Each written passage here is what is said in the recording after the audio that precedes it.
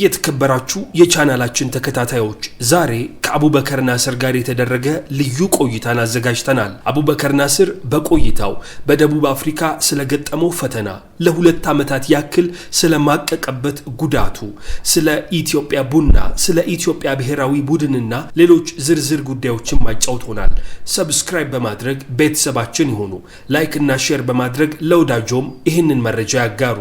የ25 ዓመቱ አጥቂ አቡበከር ናስር የኢትዮጵያ እግር ኳስ ተስፋ ነው። ይህ ተጫዋች ለዘመናት ያልታየ የእግር ኳስ ችሎታን ታድሏል።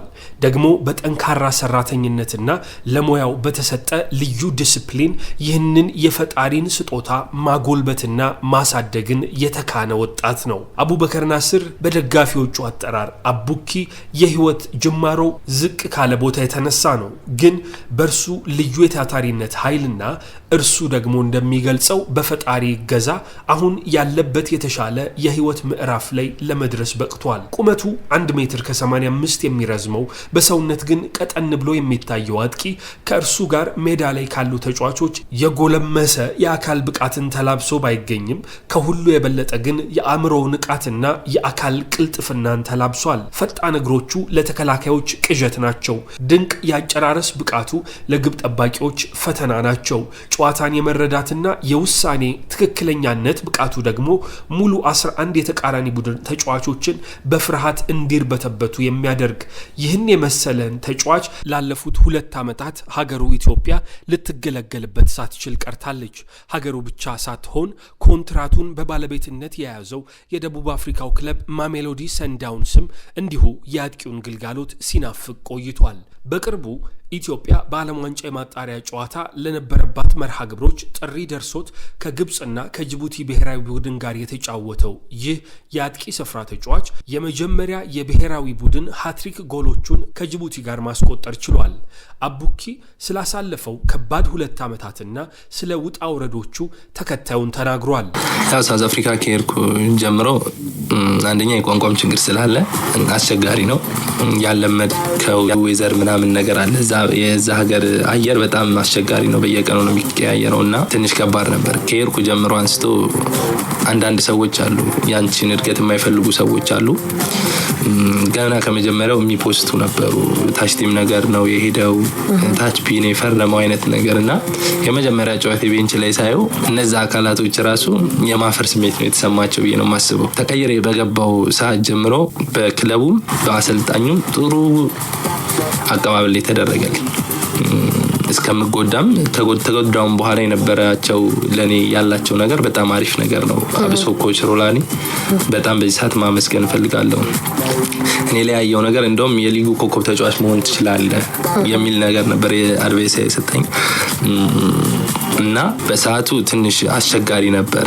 ከጉዳትም በኋላ የነበረው እዛም ጥሩ ሰዎች በርግጥ አግኝቻለሁ። እነሱ ባይረዱኝ እንደውም የኳስ እንትኔ በጣም አስቸጋሪ ነው የሚሆንብኝ ብዬ አስባለሁ። እነሱ ረድተውኛል። ሳውዝ አፍሪካ ሕክምናም ላይ የሆነ ነገር ስፈልግ ልጆች ያግዙኛል በራሳቸው ድራይቭ እያደረጉ። እነሱንም በዚህ ሰዓት ማመስገን ፈልጋለሁ። የኢትዮጵያ ፕሪሚየር ሊግ የጎል አስቆጣሪነት ክብረ ወሰንን ሰብሯል። የፕሪሚየር ሊጉ ከፍተኛ ጎል አስቆጣሪና የሊጉ ኮከብ ተጫዋች ተብሎም ተመርጧል። ከዚያ ጉዞው ከኢትዮጵያ ወጥቶ ወደ ደቡብ አፍሪካ ሆነ። ያውም ደግሞ የአህጉሪቱ ትልቁን የክለብ ውድድር የካፍ ቻምፒየንስ ሊግን ያሸነፈው የካፍ ፕሬዝዳንት የሆኑት ሰው በባለቤትነት የያዙት ማሜሎዲ ሰንዳውንስ። በደቡብ አፍሪካ የተጫዋቹ ዝውውር ዜና የሀገሪቱን መገናኛ ብዙሃን የፊት ገጾች ያጥለቀለቀ ነበረ። ለኢትዮጵያ ብሔራዊ ቡድንና ለኢትዮጵያ ቡና የሊግ ጨዋታዎቹ ላይ ያሳየው ብቃት የዚህን ተጫዋች ግልጋሎት ደጋፊዎች በብዙ እንዲናፍቁ አስገድዷቸው ነበረ። ከዚያ እርሱም ሳያሳፍራቸው ቀረ። በመጀመሪያው ጨዋታ ከካይዘር ቺፍስ ጋር በዲኤስቲቪ ፕሪሚየርሺፕ ሎፍተስ ቬሪፊልድ ስታዲየም ላይ የማሜሎዲ ሰንዳውንስ 28 ቁጥርን ማሊያ ለብሶ የገባው ተጫዋች አፍሪካዊው ኔይማር የሚል ቅጽል እስኪሰጠው ድረስ የተቃራኒ ቡድን ተጫዋቾችን ሲያተራምሳቸው ቆየ። ደግሞ ያስቆጠራቸው ጎሎች እጅግ ማራኪዎች ሆኑ። አንድ አጥቂ ሊኖር የሚገባው ሁሉንም ነገር ተላብሷል ተብሎ ተሞካሽቷል። ፍጥነት፣ አጨራረስና ብልሃት ያለው የአጥቂ ስፍራ ተጫዋች እንደሆነ አሰልጣኞቹ ጭምር ሚስጥር አድርገው አልያዙትም። የሊጉ ኮከብ የመሆን እድል እንዳለው ጭምር ተነግሮታል። በሰንዳውንስ የመጀመሪያ ሰሞን ጨዋታ ሚዲያዎች ኢትዮጵያዊ ሳይሆን ብራዚላዊ ነው ይሄ ተጫዋች እየተባለ ተሞካሽቷል። የሚያገባቸው ጎሎችና ለቡድን አጋሮቹ የሚያቀብላቸው አሲስቶች ልዩ ብቃቱን ያስመሰከሩለት ነበር። ነገር ግን ተጫዋቹ በመጀመሪያ ሰሞናት የደቡብ አፍሪካ ቆይታው በፈተና የተሞላ እንደነበር ይናገራል። የቀድሞ የማሜሎዲ ሰንዳውንስ አሰልጣኝ ሩላኒ ማኮይና አቡበከር ናስርን ለማቆላመጥ የሚሆን ቃል ያጥራቸዋል። ነገር ግን ይሄ እጅግ የሚወዱት ተጫዋቻቸው እጅግ ከባድ ጉዳት ገጠመው። እንደርሳቸው አገላለጽ ከሆነ ደግሞ ካሪየር ትሬትኒንግ የሥራ ሕይወቱን እስከ ማቋረጥ ድረስ ሊያደርስ የሚችል ከባድ ጉዳት፣ ከዚህ በኋላ ዳግም እግር ኳስ ላይጫወት ይችላል ተብሎ የተሰጋለት ጉዳት ነበር አቡኬ ገጠመው። አጥቂው አቡበከር ለ2 ዓመታት ያክል ከጉዳቱ ለማገገም በሕክምና ሲከታተል ቆይቷል። እንደው ጉዳቱ እንዴት ያለ የከፋ ነው? ምን አይነትስ ጉዳት ነው አቡኬ የገጠመው? ተከታዩን ይናገራል። ትንሽ የጉዳቱ ሰዓት በጣም ከባድ ነበረ። ይሄው ረጅም ጊዜ 2 ዓመት ምናምን ፈጅቶብኛል። ትንሽ አስቸጋሪ ነው። አንደኛ ቤተሰብ ራሷ አጠገብ ጋር ለመሆን የምትፈልገውን ነገር ለማድረግ ትንሽ ይከብድ ነበረ። በጉዳቱ ሰዓት ብዙ አይነት ነገሮች አሳልፍ ያለው በመጀመሪያ የሚያው ሰርጀሪ አይደረግም ተብሎ በራሱ ማገገም አለበት የሚል ነገር ነበር ከዶክተሮቹ የተሰጠኝ። ከዛ በኋላ ደግሞ ከ9 ወር በኋላ ደግሞ እንደገና ሰርጀሪ በቃ ይደረግ አይነት ነገር ለውጥ አላየንም። ሰርጀሪ ይደረግ ተብሎ ይሄ ውስጡ ያሉት እንትኖች የሚደረጉ ነገሮች አሉ። ሙሉ የሚሰፋ ነገር ሳይሆን ዲስካርቲሹ ነው የሚሉት በእነሱ እንትን እሱን ነው ጠርገው ያወጡት። ከዛም በኋላም ግን ለውጥም አላየሁበትም።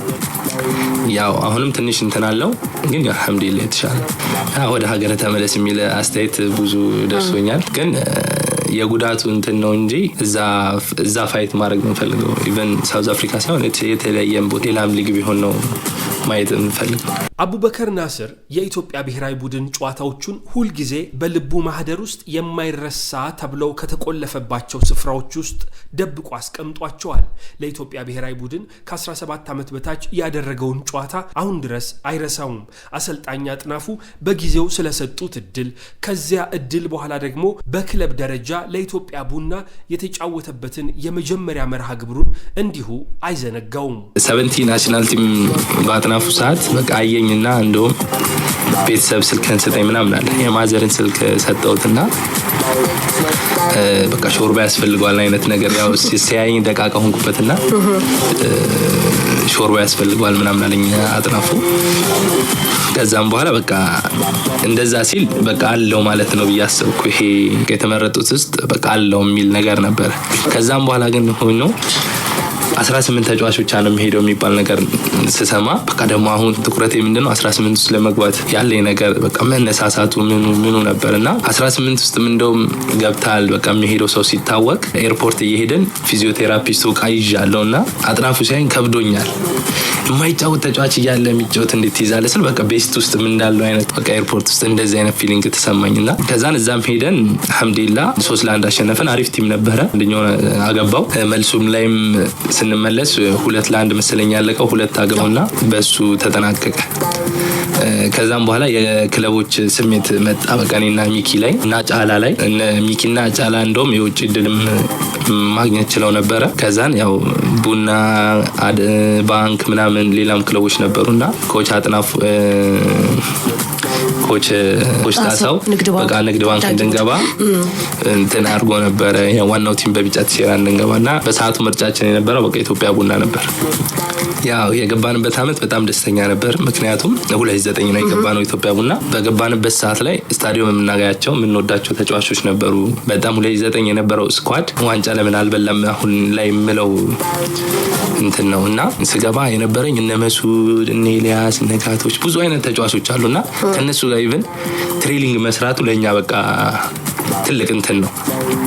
በቃ ከነሱ ጋር ባልገባ መስራቴ እና እሱ ነገር ያየው በቃ ያዳበርኩ ነበር ያ ከልጆች ጋርና ከስንት ጊዜ በኋላ ነው ያው የውላችን የኔም የሚኪም ውላችን ገና አልፈረምንም ሐረር ሲቲ ማለቅም ስላለ 60 ሺህ ብር መሰለኝ ኢትዮጵያ ቡና የከፈለው እና እስከ 60 ሺህ ብሩ 30 ሺህ ብር ላይና ለሚኪ ተከፍሎ ነው ወደ ቡና የተዘዋወር ነው ከዛ ነው የመጀመሪያ ጨዋታችን እኔም ሚኪም አርባ ምንጭ የአባይ ዋንጫ ያለ ጨዋታ ላይ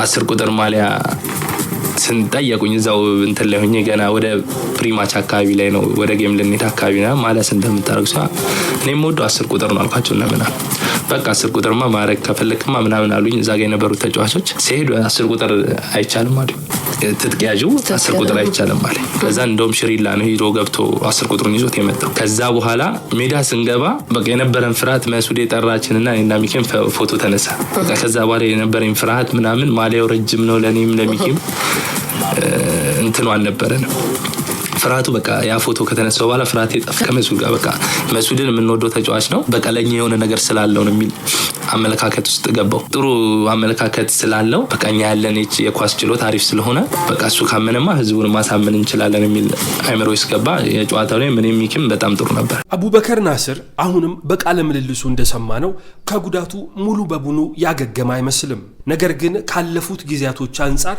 የሚሻል ቦታ ላይ ነው ያለው ለሀገሩ ኢትዮጵያም ከ2 ዓመት በኋላ ባደረገው ጨዋታ ሃትሪክ ጎሎችን አስቆጥሯል አቡኪ የኢትዮጵያ የእግር ኳስ ተስፋ ነው እርሱን የሚያዩ ብዙ ወጣቶች እርሱን ለመሆን የሚመኙለት ምርጥ ተጫዋች ፈጣሪ ያሰበውን አድርጎለት ከጉዳቱ ደግሞ ሙሉ በሙሉ አገግሞ በድንቅ ብቃቱ ተከላካዮችን ሲያተራምስና አስደናቂ ጎሎችን ተጋጣሚዎች ላይ ሲያዘንብ ለማየት ያብቃን የዩቲዩብ ቤተሰቦች ሰብስክራይብ በማድረግ ቤተሰባችን ይሁኑ ላይክ እና ሼር በማድረግ ለወዳጆ ያድርሱ እናመሰግናለን